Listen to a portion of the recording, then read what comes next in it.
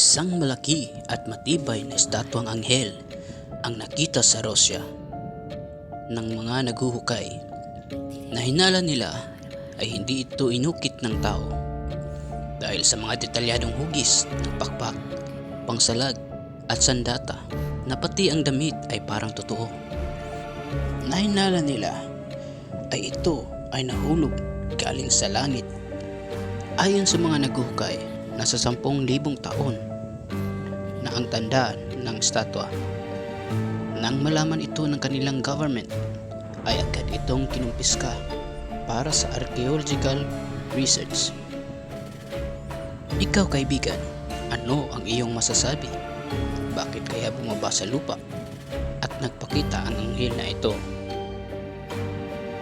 Ayon sa banal na kasulatan sa Genesis chapter 6 verse 1 and 2.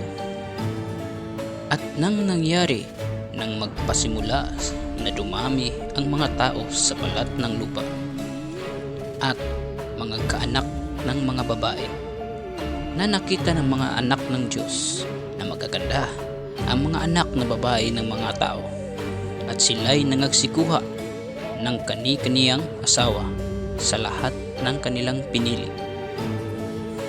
Kaya pala bumaba ang mga anghel sa lupa. Nagkagusto pala sila sa mga magagandang babae sa lupa. Marahil napaisip ka kaibigan, at natanong mo na rin ito sa iyong isipan. Wala bang babaeng anghel sa langit? Tama ka kaibigan, walang babaeng anghel sa langit. Bakit mo nasabi yan kaibigan? Ayon sa banal na kasulatan sa Job chapter 38 verse 7, nang magsiawit na magkakasama ang mga bituin pang umaga, at ang lahat ng mga anak na lalaki ng Diyos ay naghihiyawan sa kagalakan. Kung mapapansin natin kaibigan sa talatang ito, lahat ng mga anak na lalaki ng Diyos, klarong-klaro kaibigan, na walang babaeng anghel na nabanggit sa talata. Puro lalaki lang ang nasa langit. Marahil kaibigan ay may katanungan pa sa iyong isipan kung bakit walang nabanggit na letra por letrang anghel sa talatang ito. Well, kaibigan, bago natin ituloy yan at sagutin ang mga tanong sa ating kaisipan, ay kailangan ko ang iyong tulong sa pamamagitan ng pag-like at pag-subscribe sa channel na ito. Isang malaking bagay na ito para sa aming mga content creator. Maraming salamat. Well, kaibigan, iyong napansin ang salitang bituin sa talatang ito. Ay ganyan inilalarawan ang anghel sa banal na kasulatan. Ang isa sa mga halimbawa na anghel na kung ilalarawan ng banal na kasulatan na bituin ay si Lucifer o si Satanas. Sa talatang Isaiah chapter 14 verse 12, ano't nahulog ka mula sa langit, o tala sa umaga, anak ng umaga? Paanong ikaw ay lumagpak sa lupa? Ikaw na siyang nagpahinas sa mga bansa. Marahil nagtataka ka kaibigan kung bakit hindi ginamit na salita ang bituin kundi tala sa verse na ito. Well, kaibigan, ang salitang tala o bituin ay parehas lang ang kahulugan. Paano ako nakakatiyak na si Satanas nga ba ang binanggit sa verse na ito? Kung babasahin mo sa verse 13 pataas kaibigan, ay malalaman at matutukoy mo kung sinong anghel ang may planong itaas ang kanyang sarili at kalabanin ang Diyos na makapangyarihan sa lahat. Dahil sa akala ni Satanas ay matatalo na niya ang Diyos dahil binigyan siya ng kapangyarihan ng Diyos.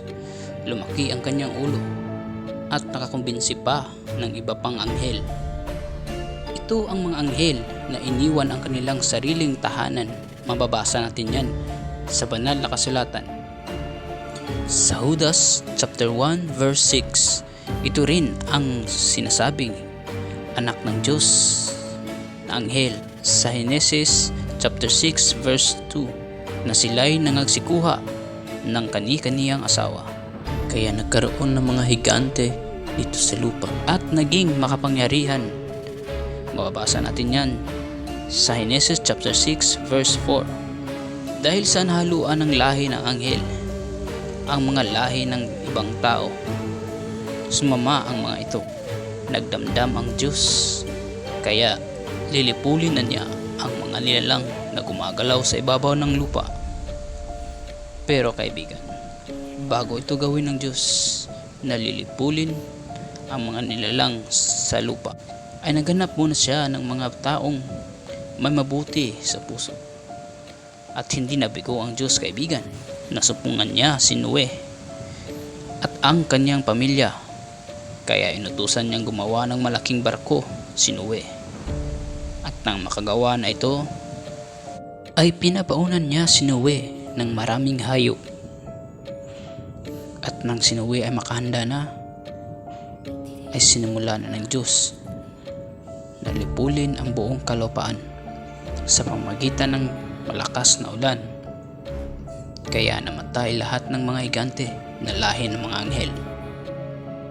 At kung nagustuhan mo ito, kaibigan, ay huwag mong kalimutang mag-like at mag-subscribe.